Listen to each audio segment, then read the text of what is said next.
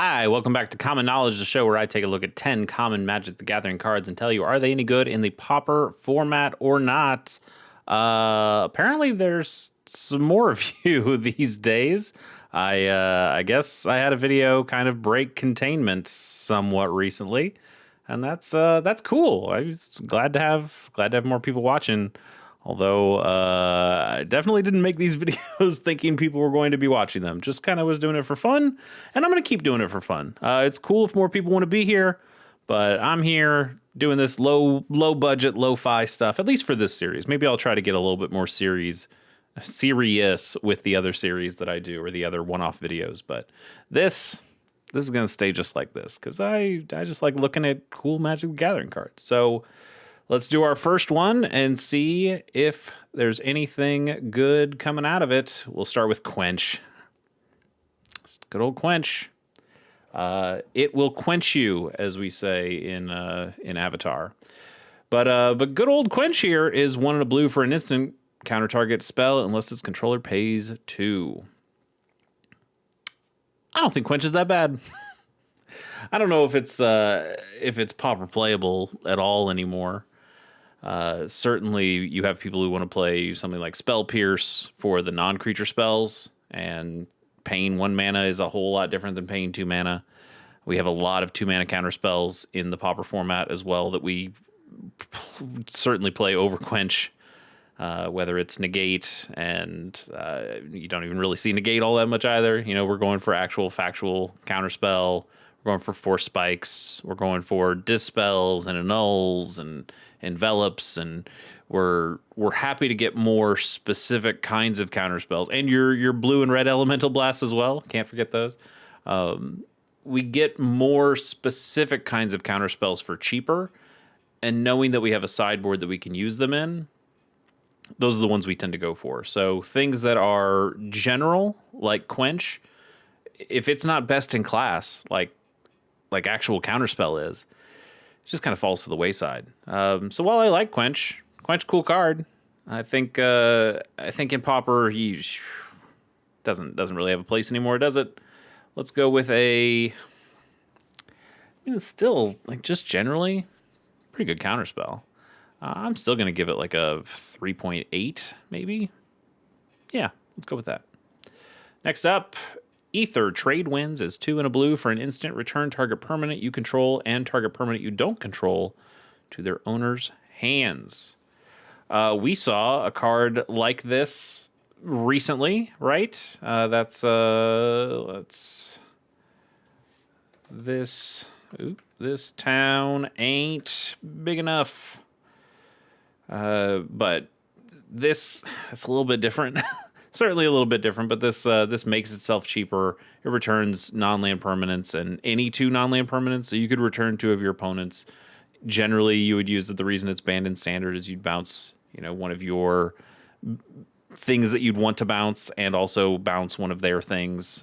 You're bouncing your Talayer in Terrors, which you can then replay, which you can then get another card up the beanstalk, and they had to ban a billion of those cards in standard to get that one out of here. It also reminds me a little bit of Runaway got to spell it right. Runaway Together, which choose 2 target creatures controlled by different players, return those creatures to their owner's hand. That's probably a little closer. Also closer in mana cost, certainly, and it's just, this is in some ways a slightly better version because these are permanents, not just creatures. So you can bounce you could bounce your opponent's lands. It's a pretty good tempo when you can do that, but you are paying a more premium price for it. 3 mana versus the 2 mana of this. But you can still do some interestingly dirty stuff with this. I do have some Dimir bounce flicker decks. And either Trade Winds is kind of an interesting prospect here. You could bounce back your own Bojuka Bog and then play your Bojuka Bog to get another exile, or exile the graveyard again. That's pretty good. You can use it on your Hopeless Nightmares or something, or your Tithing Blades. your Grim Baubles and grab back some removal like that. That's pretty cool too. My Demir list plays Kenku Artificer, so you can bounce back your Artificer and then play your Artificer again. So I see the value of this. 3 mana is a lot though. 3 mana is the 3 mana is the same amount that Ghostly Flicker is. And I think you just play Ghostly Flicker almost every time. Almost every time. These are only things you control though, so you don't get the tempo that this can. I still think you play Ghostly Flicker over this, but it's interesting. I will say this is interesting. I'm going to give it a halfway decent score, honestly. I think it's better than Quench. I think we'll go for I think I'll go for a 4.1 on that. I think it deserves that. Next up, Flowstone Giant. Look at this art. What art here? Flowstone Giant is 2 and double red for a 3/3 giant. It's and then you can pay a red, and this creature gets +2, -2 until end of turn. So you could turn it into a 5/1, and you can do that at instant speed. So you can attack in with this thing as a 3/3. Your opponent decides they don't want to block it, and now you turn it into a 5/1 and deal them 5 damage. That's kind of okay. It's certainly better than a Hill Giant, which is 3 and a red for a 3/3 giant that does nothing. That does nothing else. So this one, at least having this ability is kind of cool. You know, if you buff this up more or buff its toughness up more, you're able to use this multiple times without killing the creature. But this is, you know, let's not fool ourselves. This is not a good card. This is this is a pretty bad card. But man, look at that art though. Joe Bisky. Bisk? Probably Bisk. I kind of like it. I like it in an old Magic sort of way, but certainly not for the Pauper format. Let's go with a 1.6. Pretty poor. These are out of 10, by the way. I don't know if I haven't made that clear. This is on a 10 scale, and 5 is something that I think is like Pauper playable, like right as Pauper playable, and then 10 is like the best Pauper card in the entire world. So not a whole lot of things are going to get above a 5 here, and not a whole lot of things are going to get over a 4 here either, because 4 is kind of that fringe playable. It's just the method I've gone with. I don't think these scores matter, but we've been doing it for a while now, so I'm just going to keep doing it. And it'd be weird to change the scoring rubric now, so far in.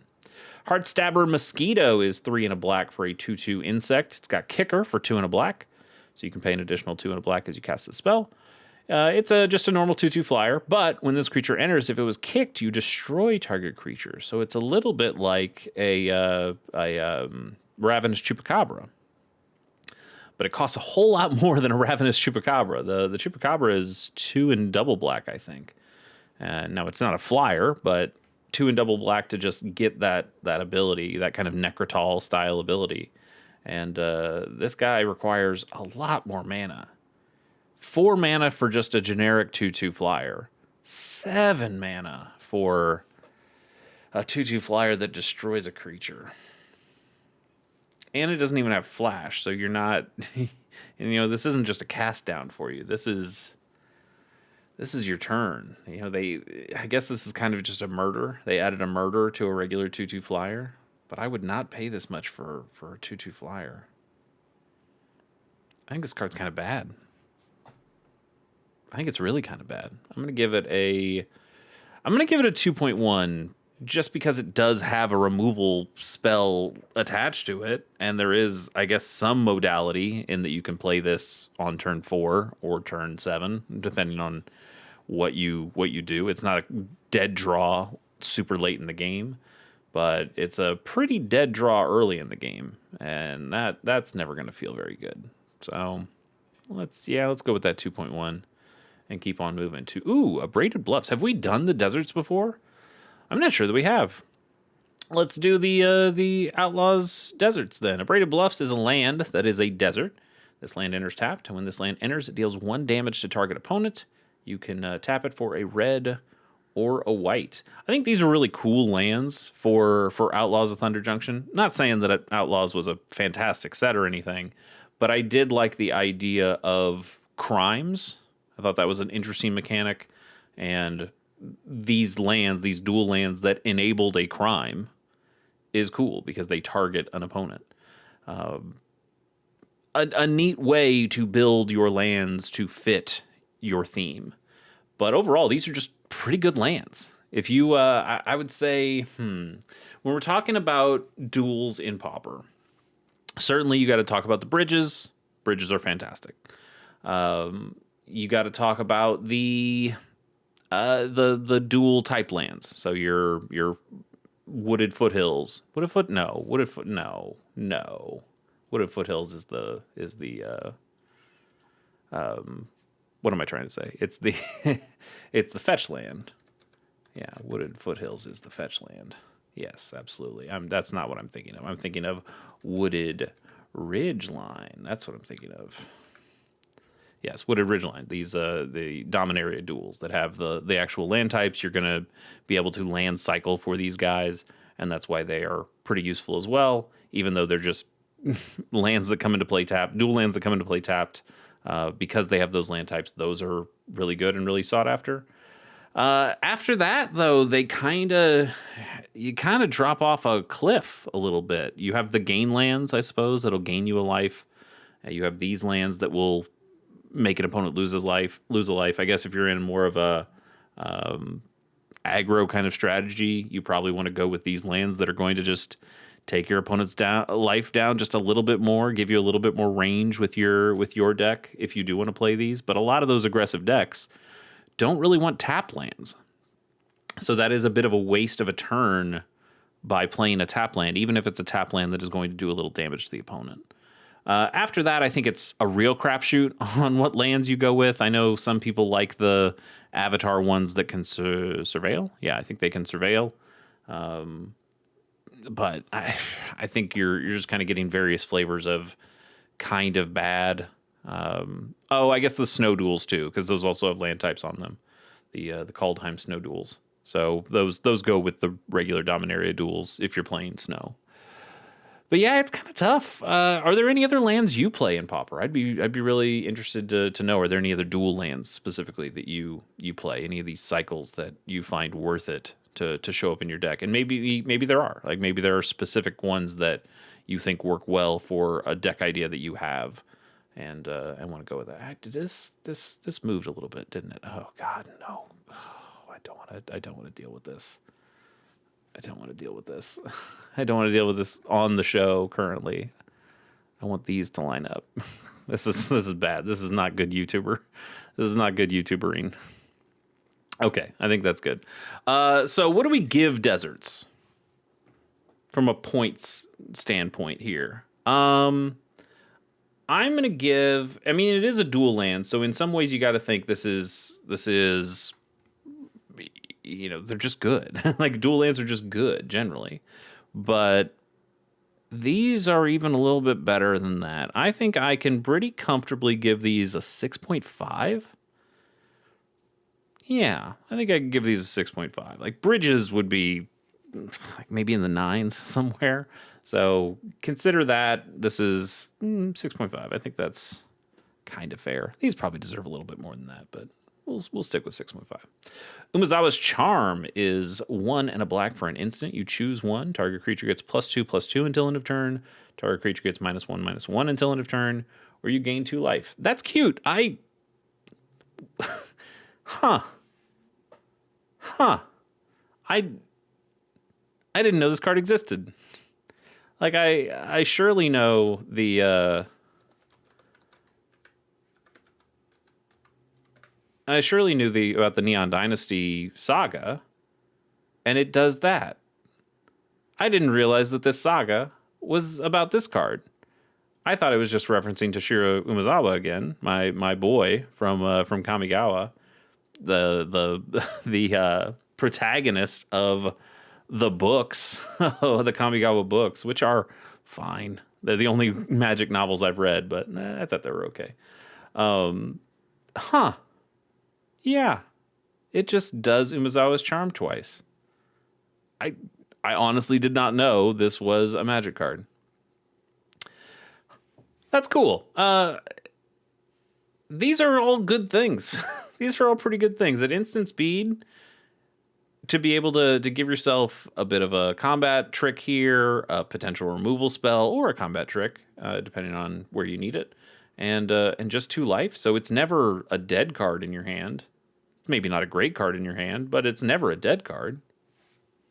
That's kind of cool. I'm going to buy myself some copies of this just because I like Kamigawa and I like these references. That's pretty good.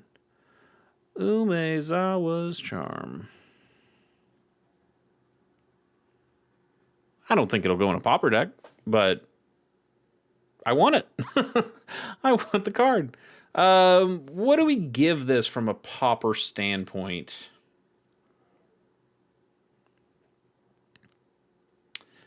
It is modal in a way, or not in a way, it is modal. Has a lot of use cases for it.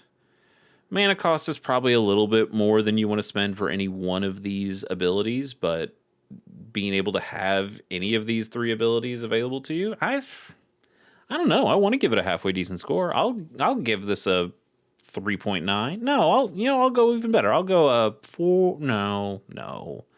It's not getting up to the 4s. I'll give it a 3.9. I think a 3.9 is probably more than enough. And that might be me just liking Kamigawa and maybe giving it a couple bonus points for that. But I do think that's interesting. I just never knew that I've played this saga a number of times during Standard, but didn't realize it was referencing this card. That's neat. I learned something today. Let's keep going on to Golgari Rotworm. I do remember this one. I was playing Ravnica when this came out. 3 and Golgari, which is a black and a green, for a 5/4 zombie worm. And you can pay a black and sacrifice a creature, and target player loses 1 life. So it's a kind of a spined worm. Well, we can look up spined worm. Spined worm, 5 mana, 5/4. 5 mana, 5/4. But because you're doing Golgari colors, you give it a little extra flavor. And you make it a zombie, because Golgari. And I don't think this is the worst extra flavor that I've seen. Yeah, you have to come down on board presence, and the opponent's only losing a life. I think I would like this if it was a drain effect more than just a lose life effect.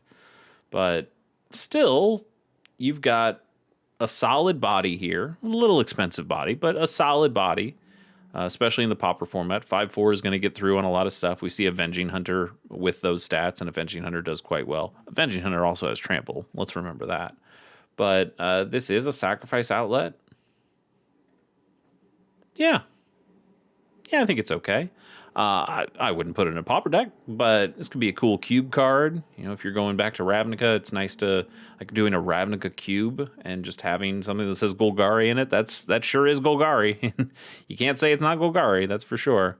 I'll give it, when we're just talking straight Pauper, I'm gonna give it a 2.6.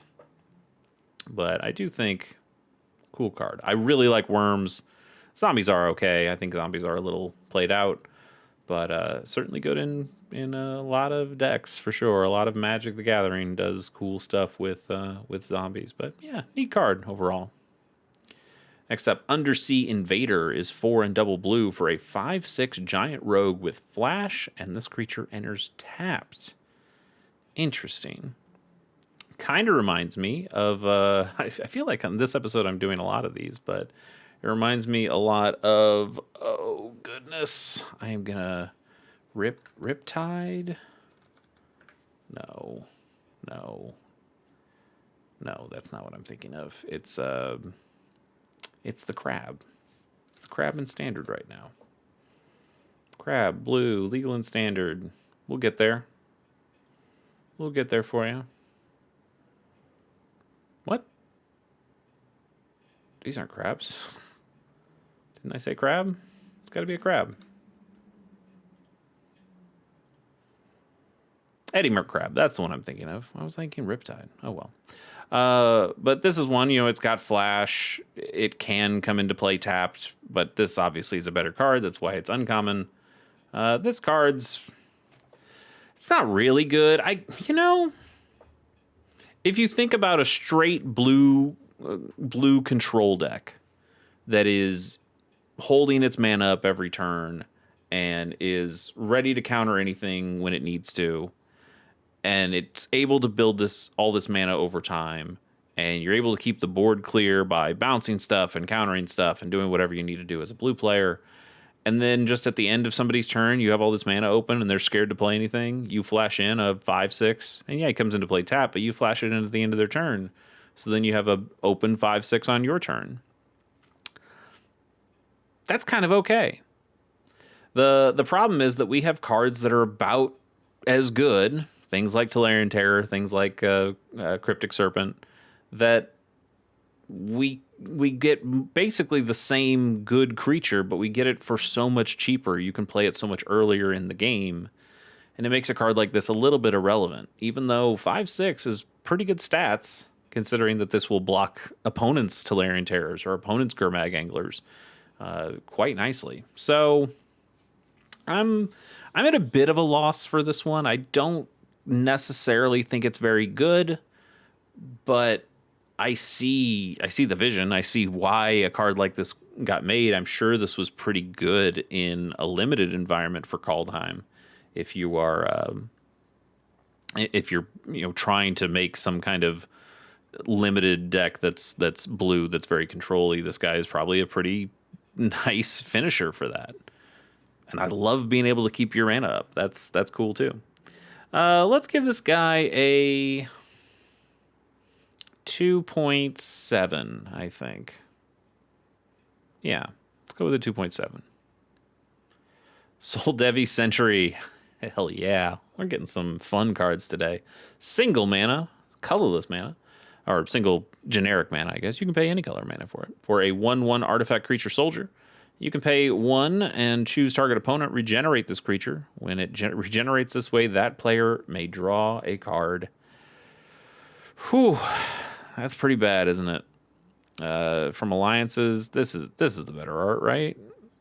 This art's okay. That art's pretty good too. Still think I'd prefer this art though. Yeah, this is bad. A 1 mana 1/1. Those just are a dime a dozen these days. And this one being able to regenerate itself is okay, I guess. You can block stuff, but you're giving your opponent a card, and you're paying mana to do. I'm paying mana to let my opponent draw a card, and they may. This isn't even a forced draw. This isn't even, hey, I can make you draw out the last couple cards in your deck, because they can choose not to. Like, nobody's gonna deck themselves because of Soul Devi Century. Whew, yeah, this is bad. This is a bad card. I'm going to give this a... I'm still going to give it a 1.2 because I guess it does block basically forever. But it's really bad and you shouldn't play it. I'm not going to give it a straight 1. Hey, look, it's a real Pauper card. A card. Well, we got the deserts. Those are real Pauper cards too. But this is like a real... This goes in your deck. You play this card. Arms of Adar is 3 and a black for a sorcery. Creatures target player controls get -2/-2 until end of turn. Hell of a card. There's not a ton of sweepers in the Pauper format. You don't see a whole lot of sweeper cards at common. Those are generally really strong cards. So Wizards doesn't want to print them at a very common rarity. So the ones that you do get at common are badish. But in terms of the badish ones, this is one of the better ones. This and Breath Weapon are really kind of the 2 gold standard ones that I can think of. At least in terms of the amount of damage they do. Breath Weapon deals 2 damage. This does -2, -2. And that can blank out a lot of opponents' creatures. That can blank out some goblins. That can blank out some fairies. It's target player control, so you can really wipe out just an opponent's board. It's a one-sided sweeper, which is really cool. It's It's good. It's good. This is a sideboard king here for most black decks. I'd suggest playing it. I've got one copy, maybe two copies in my Orzhov Blade deck, which is the deck I like playing the most. And it's good. It's good. Anytime you're going up, like White Weenie is another one. Like anytime you're going up against some big go wide kind of decks, this is a good one. Gruul tokens, Eldrazi tokens, like this is also a good card for that. Solid card. What more do you want me to say? I guess you want me to give a score, right? What do we want to give it as a score? It's got to be relatively high. 4 is still a lot of mana.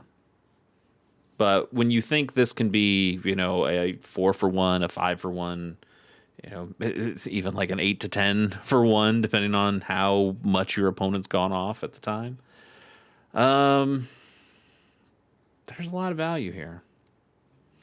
I'm going to give this a 7.5. I think that's the highest we've done all week, maybe?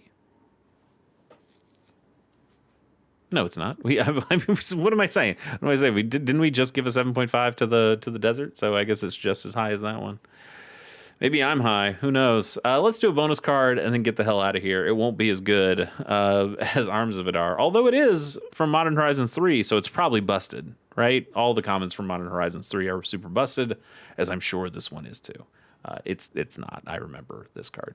Conduit Goblin is Boros mana, red and white, for a 2/2 Goblin Warrior. When this creature enters, you get 2 energy, 2 energy counters. And at the beginning of combat on your turn, you may pay an energy. If you do, another target creature you control gets +1/+0 and gains haste until end of turn.